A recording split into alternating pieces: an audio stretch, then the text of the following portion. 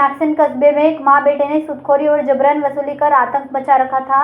Pandesara police ने मां बेटे के खिलाफ 3 मामले दर्ज कर कानूनी कार्यवाही शुरू की। पांडेसरा पुलिस ने एक ऐसे मां बेटे को गिरफ्तार किया है जो पहले जरूरतमंद लोगों को पैसे देते थे और फिर जबरन वसूली में शामिल हो जाते थे।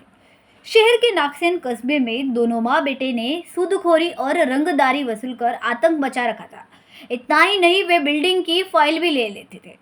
शिकायतकर्ता के घर पर अवैध रूप से कब्जा कर लिया गया और किसी और को किराए पर दे दिया गया। ब्याज नहीं देने पर लोगों को घर से बेदखल करने की धमकी देने के साथ जान से मारने की धमकी भी दी। संवाददाता स्वामी वल्लभ, BHP न्यूज़, सूरत। माननीय गुजरात सरकार के निर्देश के अनुसार ब्याजखोरों के खिलाफ मुहिम चलाई जा रही थी। उसमें पांडेसरा पुलिस स्टेशन की हद में 3 फरियादी सामने आए और उन्होंने एक आशा सोनवणे और उसके बेटे जिग्नेश सोनवणे के खिलाफ फरियाद की कि इन्होंने ब्याज पे हमने पैसा लिया था, उसका हमने पैसा और ब्याज दोनों चुका दिया। उसके बावजूद भी ये लोग अभी भी हमें परेशान कर रहे हैं, गाली गलौज करते हैं और मानसिक शोषण करते हैं। उसमें पहला जो केस है जिसमें IPC 384 और नाना धीरदार अधिनियम की कलम के साथ में गुना दाखिल किया गया है। उसमें 1 लाख रुपये ब्याज पे लिए हुए थे, उनके बदले में 1,75,000 रुपये चुका दिए। उसके बाद में भी कंटिन्यू ब्याज की और पैसे की मांगनी, वो 1 लाख रुपये है वो एज इट इज़ स्टैंडिंग ही था और उसकी दोनों माँ और बेटे ये दोनों मांगनी करते थे और इनका अगले के घर में जाके बैठ जाना, गाली गलौज करना, उसको खाना नहीं बनाने देना, घर से बाहर नहीं जाने देना, इस तरह का त्रास इनका था।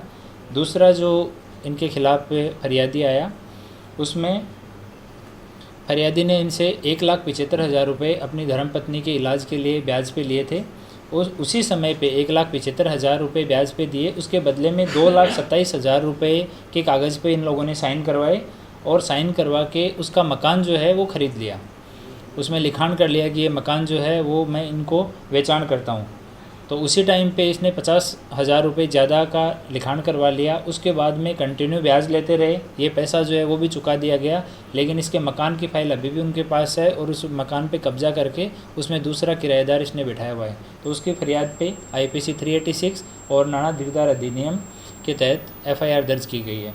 तीसरा जो फरियादी सामने आया, उसने 50,000 रुपये इनसे उधार लिए थे, उसके बदले में 54,000 रुपये चुका दिए और बाद में मंथली किस्त के रूप में भी ब्याज वो हर महीने चुका रहा था। उसके बावजूद उसका घर जो है वो आशा सोनवणे ने अपने दामाद के नाम पे गिरवी रखवा लिया और उसके मकान पे कब्जा कर लिया। तो इन तीनों की FIR दर्ज की गई है और बाद में जब पंचनामा के दौरान उसके घर पे पंचनामा किया गया तो 3-4 और फाइलें वहाँ पे मिली हैं। तो उन फाइलों में जिनका नाम है उनके साथ में अभी पुलिस कांटेक्ट कर रही है। अगर उनके साथ भी इस तरह का पैसा देके और इस तरह का टॉर्चर हुआ है तो उनको बुला के उनकी निवेदन लेके उनके खिलाफ़ भी गुनाह दाखिल किया जाएगा। तो अभी ब्याज के खिलाफ़ जो मुहिम चलाएगी उसके बाद में लोगों में जागरूकता आई है और लोग धीरे धीरे सामने आके और फरियाद कर रहे हैं। Thank you.